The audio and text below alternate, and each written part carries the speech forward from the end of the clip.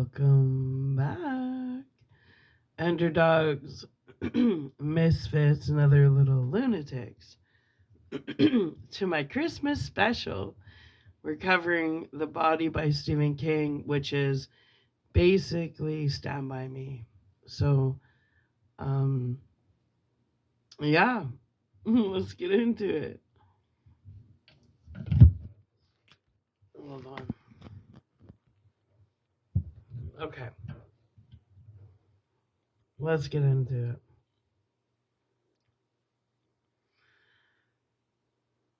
it. These sparkles are in my eyes, sorry.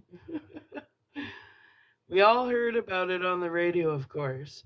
The radio, a Philco with a crack case which had also been scavenged from the dump, played all the time. We kept it tuned into Walm, WALM, in Lewiston, which churned out the super hits and the boss oldies. What in the World's Come Over You by Jack Scott, and this time by Troy Scondell, and King Creole by Elvis, and The Only Lonely by Roy Orbison.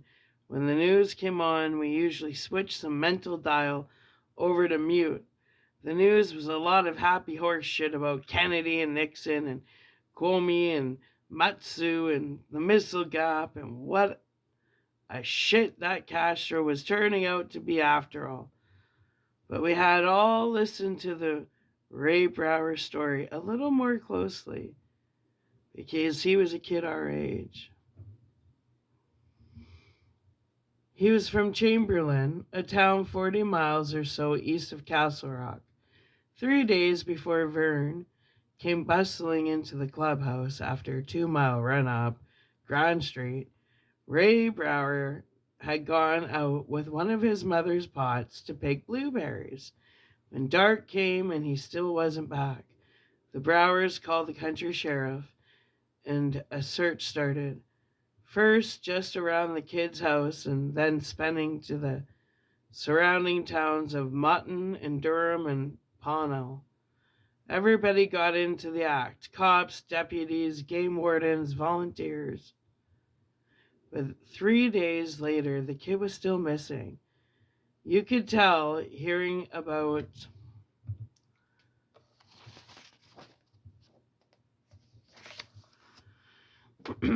it on the radio, that they were never going to find that poor sucker alive. Eventually, the search would just peter away into nothing. He might have gotten smothered in a gravel pit slide or drowned in a brook, and 10 years from now, some hunter in Chamberlain, and in 10 years from now, some hunter would find his bones. They were already dragging the ponds of Chamberlain and the Mutton Reservoir. Nothing like that can happen in southwestern Maine today. Most of the area has become suburbanized, and the bedroom communities surrounding Portland and Lewiston have spread out like the tentacles of a giant squid. The words are still there, and they get heavier as you work your way west towards the White Mountains. But these days, if you can, keep your head long enough to walk 5 miles in one consistent direction, you're certain to cross two-lane blacktop.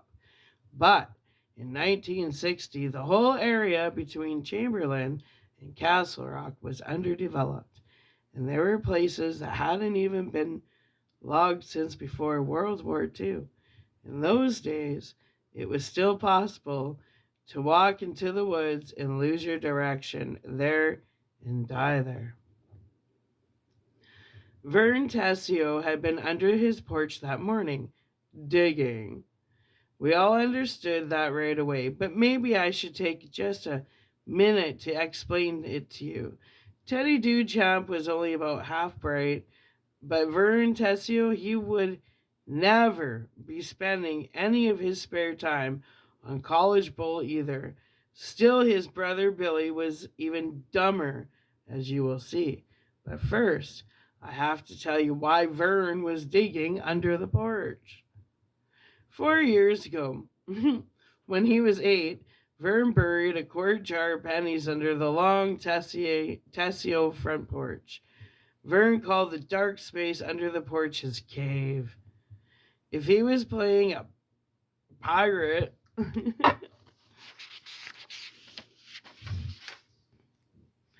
sort of game, and the pennies were buried treasure, only if you were playing pirate with Vern, you couldn't call it buried treasure. You had to call it booty. So he buried the jar of pennies deep, filled the hole, and covered the fresh dirt with some of the old leaves that had drifted under there over the years. He drew a treasure map, which he put up in his room. There's a spelling mistake in there. Put up in his room with the rest of his junk. He forgot all about it for a month or so. Then, being low on cash for a movie or something, he remembered the pennies and went to get his map. But his mom had been into clean 2 or 3 times since then and had collected all the old homework papers and candy wrappers and comic magazines and joke books. She buried them in the stove to start the cook fire one morning, and Vern's treasure map went right up the kitchen chimney. Or so he figured it out. He tried to find the spot from memory and dug there. No luck. The right and to the left of the spot, still no luck. He gave up for the day, but he tried off and on ever since. 4 years, man. 4 years. Isn't that a pisser? You didn't know whether to cry or laugh. It had gotten to be sort of an obsession with him. The Tessio front porch ran the length of the house, probably 40 feet long and 70 feet wide. He had dug through damn near every inch of that area too, maybe 3 times, and no pennies. The number of pennies began to grow in his mind.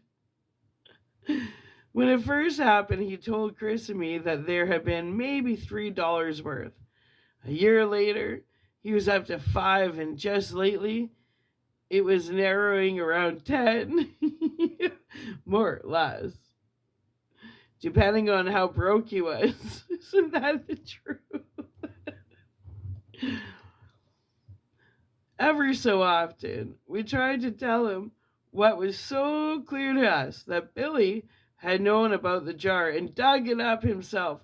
Vern refused to believe it, although he heard Billy liked the Arabs, hated the Jews, and probably would have cheerfully, oh my God, voted the death penalty on his brother for shoplifting if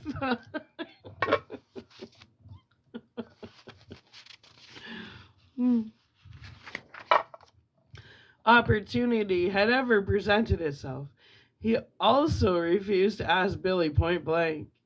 Probably he was afraid Billy would laugh and say, "Course I got them, you stupid pussy. And there was $20 worth of pennies in that jar, and I spent every fucking cent of it." Instead, Vern went out and dug for the pennies whenever the spirit moved him, and whenever Billy wasn't around. He always crawled out from under the porch with his jeans dirty and his hair leafy and his hands empty. We ragged him about it, something wicked, and his nickname was Penny. Penny Tessio. I think he came up to the club with his news as quick as he did, not just to get it out, but to show us that some good thing had finally come out of his penny hunt. He had been up that morning before anybody, ate his cornflakes, and was out in the driveway shooting baskets through the old hoop nailed on the garage. Nothing much to do, no one to play ghost with or anything. And he decided to have another dig for his pennies. He was under the porch when the screen door slammed up above. He froze, not making a sound. If If it was his dad, he would crawl out. If it was Billy, he would stay put until Billy had his DJ friend Charlie Hogan had taken off. 2 pairs of footsteps crossed the porch, and then Charlie Hogan himself said in a trembling, crybaby voice, "Jesus Christ, Billy, what are we going to do?" Vern said that just hearing Charlie Hogan talk like that, Charlie, who is one of the toughest kids in town, made him prick up his ears. Charlie, after all, hung out with Ace Morrell and Eyeball Chambers, and if you hung out with the cats like that, you had to be tough. "Nothing," Billy said. "That's all we're going to do. Nothing." "We got to do something," Charlie said, and he sat down on the porch close to where Vern was hunkered down. "Didn't you see them?" Vern took a chance and crept a little closer to the steps.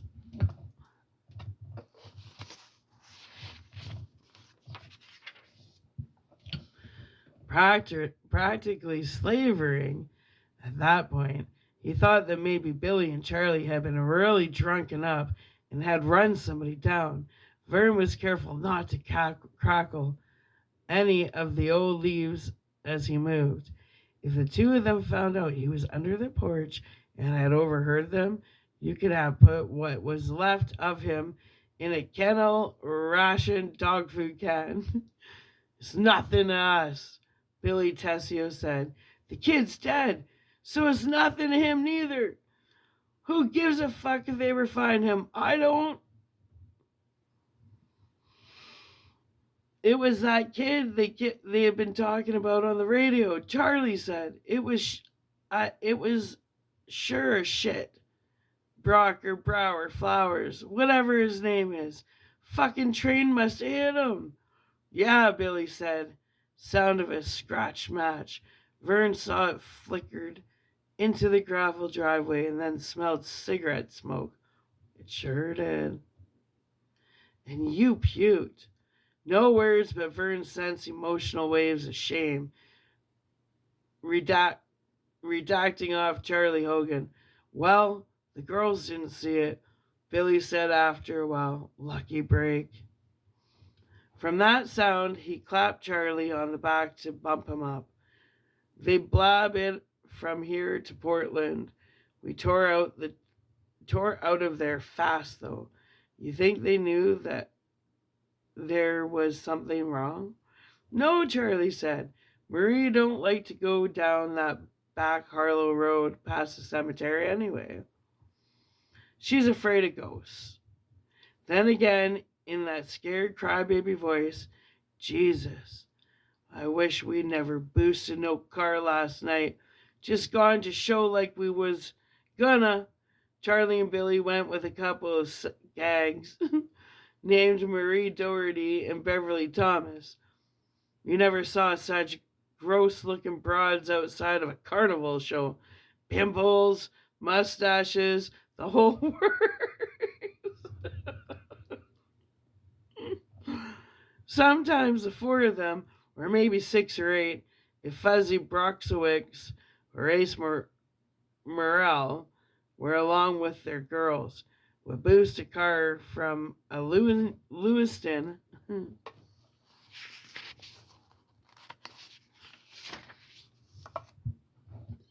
parking lot and go joyriding out in the country with 2 or 3 bottles of wild Irish rose wine and a 6-pack of ginger ale. They take the girls parking somewhere in Castleview or Harlow or Shiloh, drink purple Jesuses, and make out. Then they'd dump the car somewhere near home. Cheap thrills in the monkey house, as Chris sometimes said. They'd never been caught at it, but Vern kept hoping. He really dug the idea of visiting Billy on Sundays at the reformatory.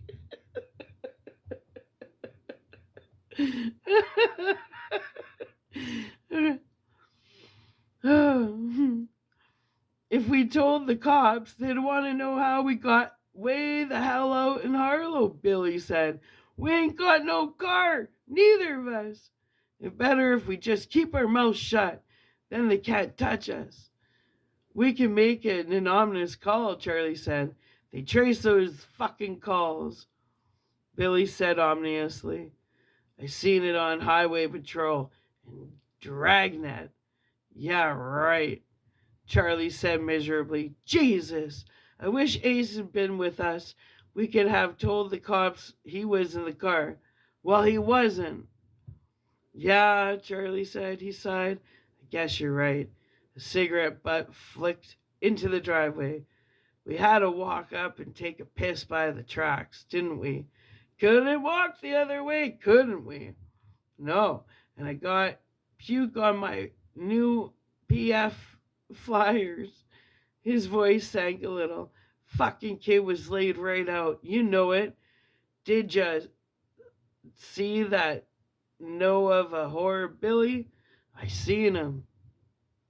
Billy said, and a second cigarette butt joined the first in the doorway. Let's go see if Ace is up. I want some juice. We're gonna tell him? Charlie, we ain't gonna tell no one. Nobody, ever. You dig me? I dig you, Charlie said. Christ Jesus, I wish we never boosted that fucking Dodge. Ah, shut the fuck up and come on. The two pairs of legs clad in tight, wash-faded pegged jeans.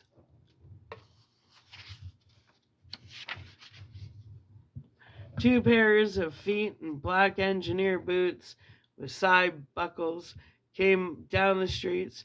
Vern froze on his hands and knees. My balls crawled up so high, I thought they was trying to get back home. He told us. Sure, his brother would sense him beneath the porch and drag him out and kill him. He and Charlie Hogan would kick the few brains the Lord had seen fit to engineer or to give him right out his jug ears and then stomp him right with their engineer boots. But they just kept going, and when Vern was sure they had really gone, he had crawled out from under the porch and ran here. You're really lucky, I said. They would have killed you. Teddy said, I know, the Black Harlow Road. It comes to a dead end by the river. We used to fish for cozies out there. Chris nodded. There used to be a bridge, but there was a flood a long time ago. Now there's just the train tracks. Could a kid really have gotten all the way from Chamberlain to Harlow? I asked Chris. That's 20 or 30 miles. I think so. He probably happened on the train tracks and followed them the whole way. Maybe he thought they'd take him out, or maybe he thought he could flag down a train if he had to. But that's just a freight run now. GS and WM up to Derry and Brownsville, and not many of those anymore. He would have had to have walked all the way to Castle Rock to get out. After dark, a train must have finally came along. And El Smaco! Chris drove his right fist down against his left palm, making a flat noise. Teddy, a veteran of many close calls, dodging the pulp trucks in 196, looked vaguely pleased. I felt a little sick, imagining the kid so far away from home, scared to death, but doggedly following the GS and WM tracks. Probably.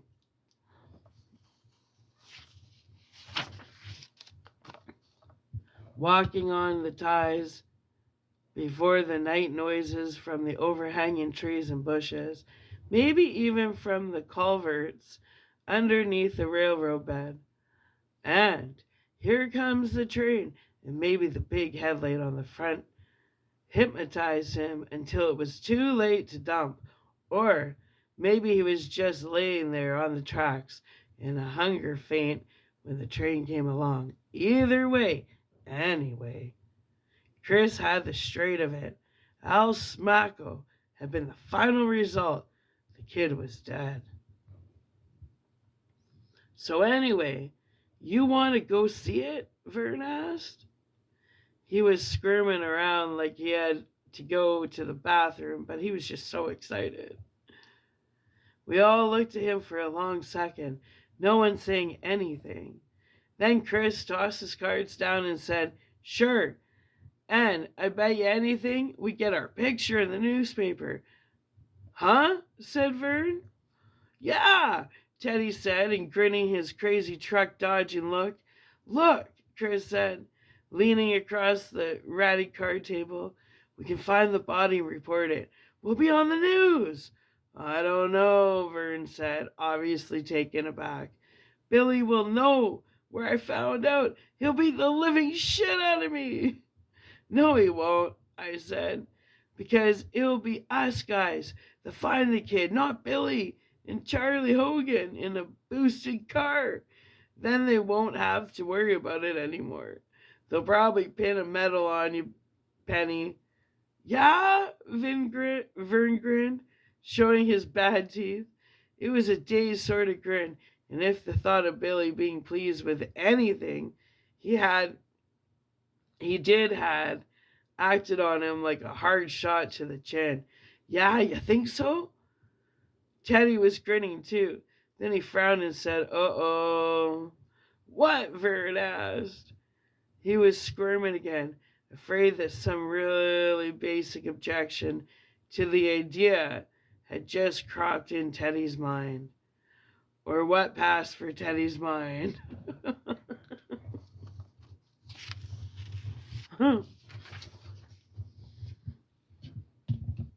"Our folks," Teddy said. "If we find that kid's body in the South Harlow tomorrow, they're gonna know we didn't spend the night camping out in Vern's backyard." "Yeah," Chris said. "They'll know we went looking for the kid." "No, they won't," I said. I felt funny, both excited and scared, because I knew we could do it and get away with it. The mixture of emotions made me feel heartsick and heartachy, and started box shuffling them. Or, what? "No, they won't," I said. I felt funny, both excited and scared, because I knew we could do it and get away with it. The mixture of emotions made me feel heartsick and heartachy. I picked up the bikers. I picked up the bikes to have something to do with my hands and started box shuffling them.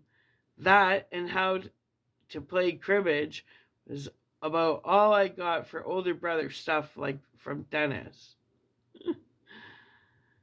The other kids envied that shuffle, and I guess everyone I knew had asked me to show them how it went. Everyone except Chris.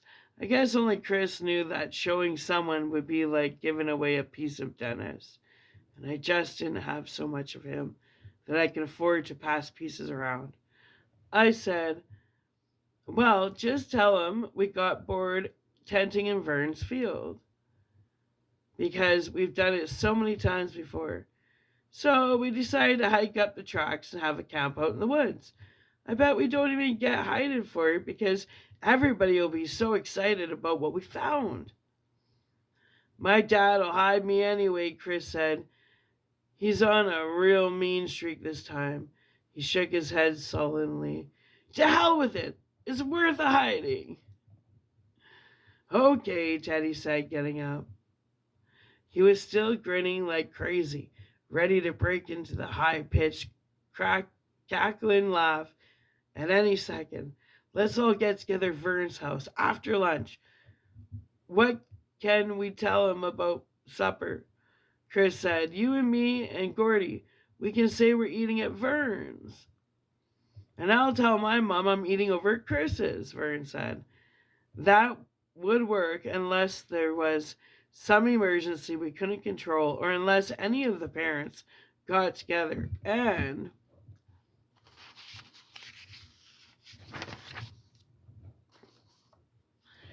neither Vern's folks or Chris's had a phone. Back then, there were a lot of families which still considered a telephone a luxury. Um, especially families of the short shirt tail variety, and none of us came from the upper crust. My dad was retired. Vern's dad worked in the mill and was still driving a 1952 DeSoto. Teddy's mom had a house on Danbury Street, and she took in a boarder whenever she could get one. She didn't have one that summer. The furnished room to let sign had been up in the parlor window since June, and Chris's dad was always on a mean streak, more or less. He was a drunk who got welfare on and off, mostly on, and spent most of his time hanging out in Sulky's Tavern with Junior Merrill, Ace Merrill's old man, and a couple of other local rampots. Chris didn't talk much about his dad, but we all knew he hated him like poison. Chris was marked up every 2 weeks or so, bruises on his cheeks and neck or one eye swollen up and as colorful as a sunset. And once he came into school with a big clumsy bandage on the back of his head. Other times he never got to school at all. His mom would call him in sick because he was too lamed up to come in. Chris was smart, really smart. But he played truant a lot, and Mr. Halliburton, the town truant officer, was always showing up at Chris's house, driving his old black Corvette with the no rider sticker in the corner of the windshield.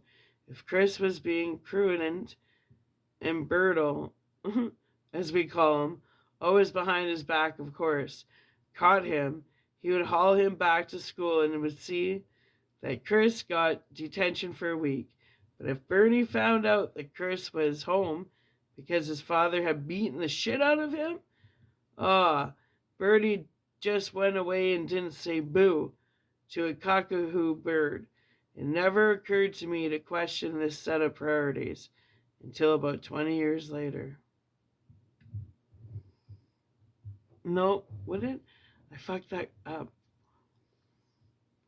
If Chris was being truant, and Bertie, as we call him, always behind his back, of course, caught him, he would haul him back to school and see that Chris got detention for a week.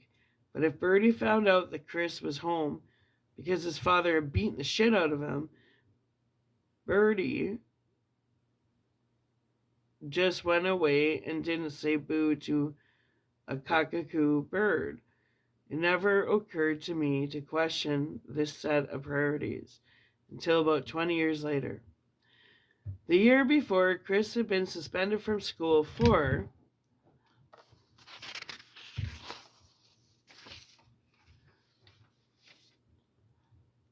three days. A bunch of milk money disappeared when it was Chris's turn to be room monitor and collect it. And because he was a Chambers, from those no-account Chamberses, he had to take a hike even though he was always swore he never hawked that money. That was the time Mrs. Chambers put Chris in the hospital for an overnight stay. When his dad heard Chris was suspended, he broke Chris's nose and his right wrist. Chris came from a bad family, all right, and everybody thought he would turn out bad, including Chris. His brothers had lived up to the town's expectations admirably. Frank, the eldest, ran away from home when he was 17, joined the Navy, and ended up doing a long stretch in Portsmouth for rape and criminal assault. The next elder, Richard, his right eye was all funny and jittery, which was why everybody called him Eyeball, had dropped out of high school in the 10th grade and chummed around with Charlie and Billy Tessio and their DJ buddies.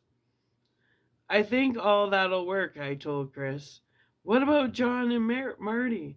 John and Marty Despain were two other members of our regular gang. They're still away, Chris said. They won't be back until Monday. Oh, that's too bad.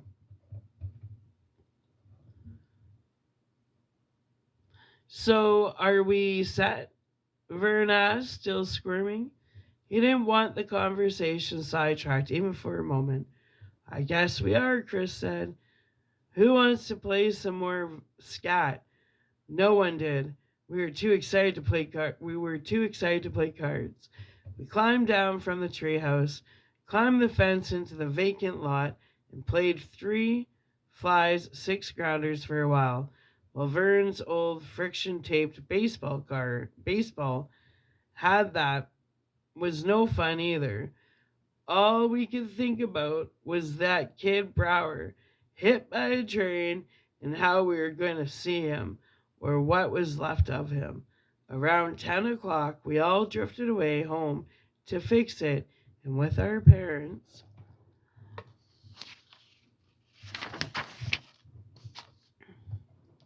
I got my house at 11:15 after stopping at the drugstore to check out the paperbacks. I had that every couple of days to see if there were any new John D. McDonald's. I had a quarter and I figured if there was, I'd take it along.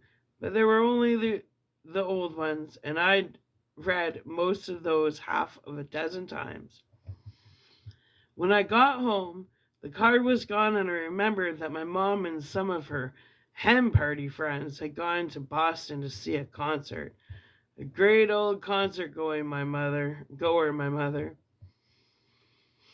And why not? Her only kid was dead, and she had to do something to take her mind off it.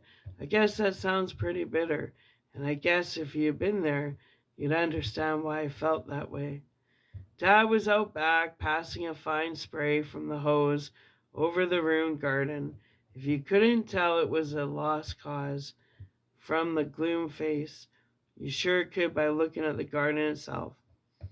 The soil was a light powdery gray. Everything in it was dead except for the corn, which had never grown so much as a single edible ear. Dad said he had never known how to water a garden. It had to be Mother Nature or nobody.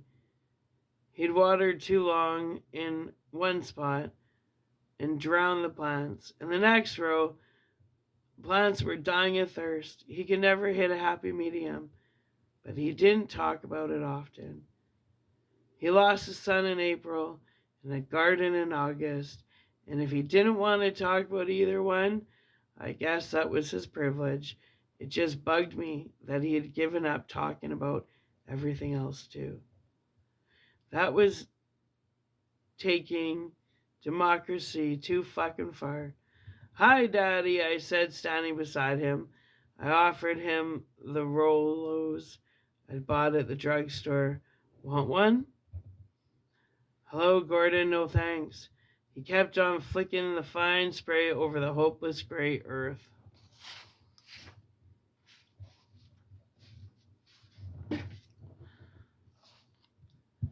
Be okay if I camp out in Vern Tessio's backfield tonight with some of the guys? What guys? Vern, Teddy Duchamp, maybe Chris. I expected him to start raiding on Chris. How Chris was bad company, a rotten apple from the bottom of the barrel, a thief, and an apprentice juvenile delinquent. But he just sighed and said, I suppose it's okay. Great, thanks. I turned to go into the house and check out what was on the boob tube when he stopped me with, those are the only people you want to be with, aren't they, Gordon? I looked back at him, braced for an argument, but there was no argument in him that morning. I would have been better if there had been, I think.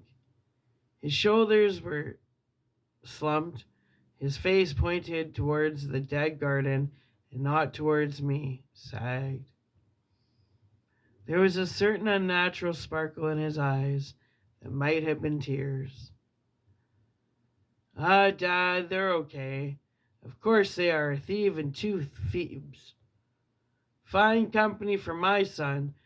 Vern Tessio isn't feeble, I said. Teddy was a harder case to argue.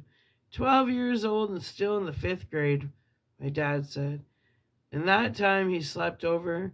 When the Sunday paper came that morning, he took an hour and a half to read the funny pages. That made me mad, because I didn't think he was being fair. He was judging Vern the way he judged all my friends. From having seen them off and on, mostly going in and out of the house. He was wrong about them, and when he called Chris a thief, I almost saw red, because he didn't know anything about Chris. I wanted to tell him that, but if I pissed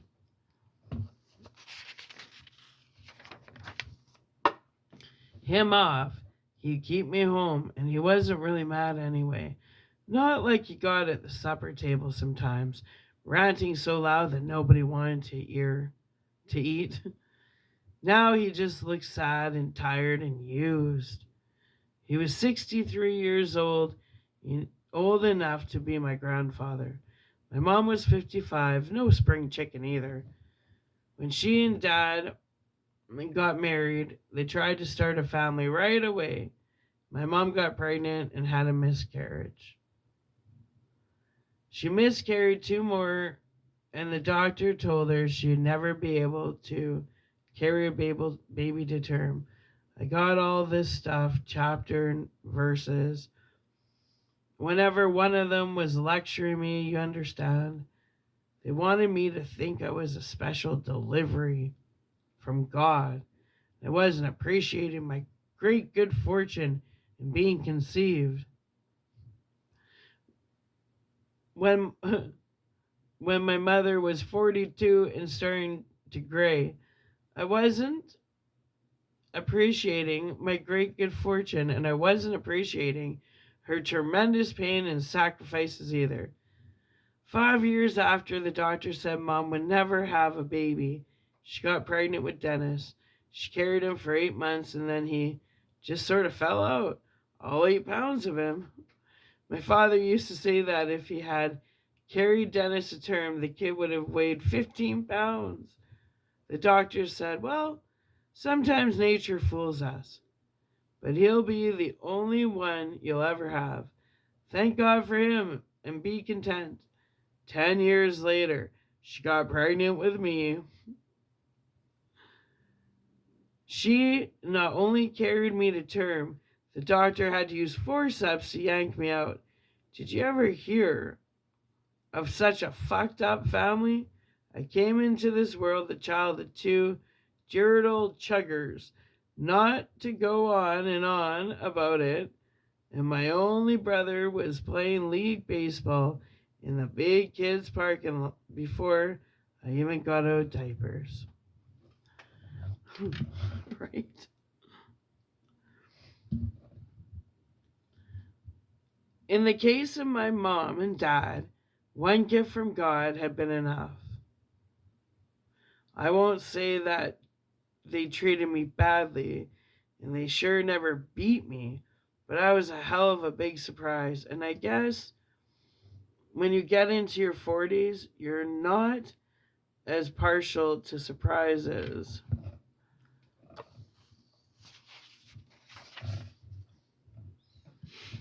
as you were in your 20s. After I was born, Mom got the operation her hen party friends referred to as the Band-Aid. I guess she wanted to make 100% sure that there wouldn't be any more gifts from God. When I got to college, I found out I had been beaten long odds just by not being born retarded.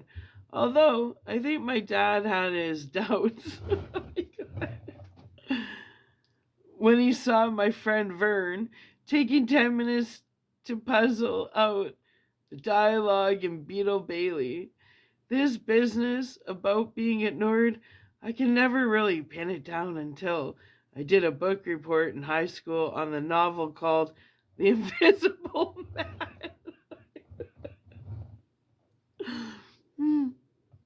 When I agreed to do the book for Miss Hardy, I thought it was going to be the science fiction story about the guy in bandages and foster grants. Claude Rains played him in the movies. When I found out this was a different story, I tried to give the book back, but Miss Hardy wouldn't let me off the hook. I ended up being real glad. This invisible man was about a Negro. Nobody ever noticed him at all unless he fucked up. People look right through him. When he talks, nobody answers. He's like a black ghost. Once I got into it, I ate that book up like it was a John D. MacDonald because that cat, Ralph Ellison, was writing about me. At the supper table, it was Denny. How many did you strike out? And Denny, who asked you to the Sadie Hawkins dance. And Denny, I want to talk to you man to man about that car we're looking at. I'd say, pass the butter. And Dad would say, Denny, are you sure that army is what you want? I'd say, pass the butter, someone, okay? And Mom would ask Denny if he wanted her to pick him up one of the Pendleton shirts on the sale downtown, and I'd end up getting the butter myself. Aww. One night when I was 9, I just to see what would happen, I said, please, pass those goddamn spuds. And my mom said, Denny, Auntie Grace called today and she asked after you and Gordon. The night Dennis graduated with honors from Castle Rock. He did feel invisible. High school, I played sick and stayed home. I got Stevie Darnbot's oldest brother, Royce, to buy me a bottle of Wild Irish Rose, and I drank half of it and puked it in my bed in the middle of the night. In a family situation like that, you're supposed to either hate the older brother or idolize him hopelessly. At least that's what they teach you in college psychology. Bullshit, right? But so far as I can tell, I didn't feel either way about Dennis. We rarely argued and never had a fist fight. That would have been ridiculous. Can you see a 14-year-old boy finding something to beat up his 4-year-old brother about? And our folks were always a little too impressed with him to burden him with the care of his kid brother. So he never resented me the way some older kids come to resent their siblings.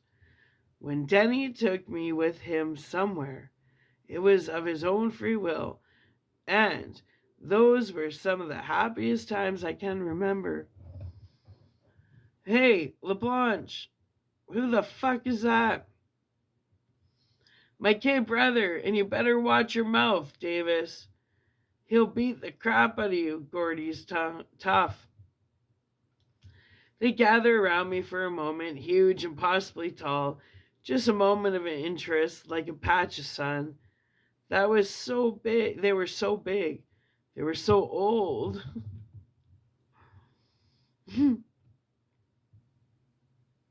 Hey, kid, this wet and really your big brother? I nod shyly. He's a real asshole, ain't he, kid? I nod again, and everybody, Dennis included, roars with laughter. Then Dennis claps his hands together twice, briskly, and says, come on, we gotta have a practice or stand around here like a bunch of pussies. They ran to their positions, already peppering the ball around the infield. Go sit over there on the bench, Gordy. Be quiet. Don't bother anybody. I go sit over there on the bench. I am good. I feel impossibly small.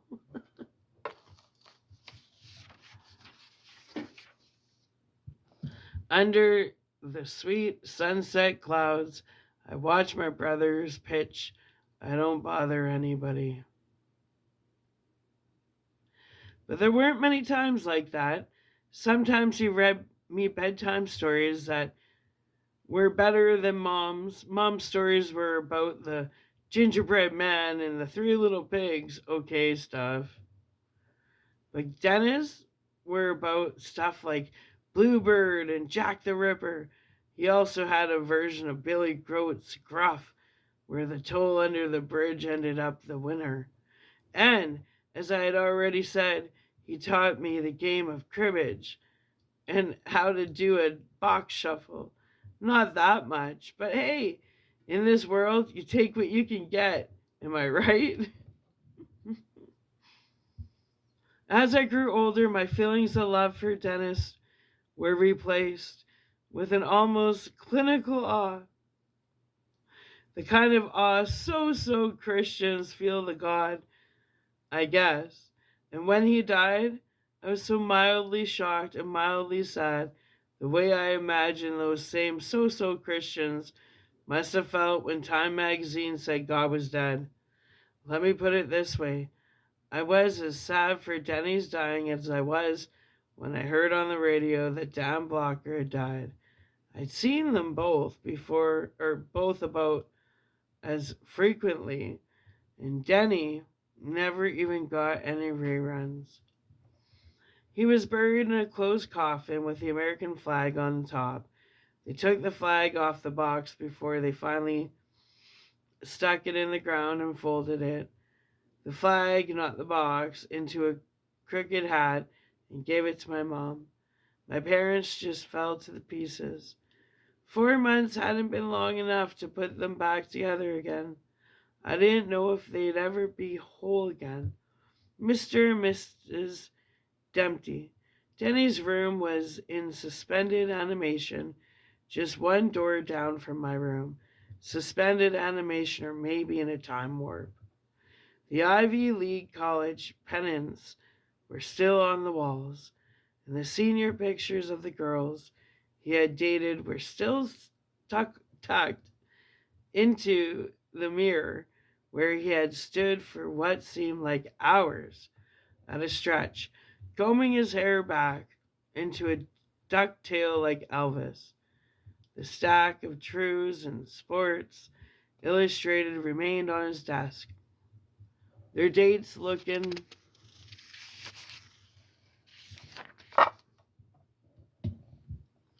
more and more antique as time passed.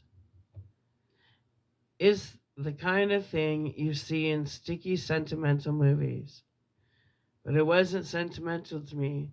It was terrible. I didn't go into Dennis's room unless I had to, because I kept expecting that he would be behind the door or under the bed or in the closet. Mostly it was the closet that preyed on my mind. And if my mother sent me in to get Denny's postcard album or his school shoebox of photographs so she could look at them, I would imagine that door swinging slowly open while I stood rooted to the spot with horror. I would imagine him pallid and bloody in the darkness. Ooh. The side of his head walloped in, a gray veined cake of blood, and brains drying on his shirt. I would imagine his arms coming up, his bloody hands hooking into claws, and he would be croaking, "It should have been you, Gordon. It should have been you." That's pretty dark. Well, we're going to end this chapter off, or not this chapter, but this video off here. And when we come back, what does that say?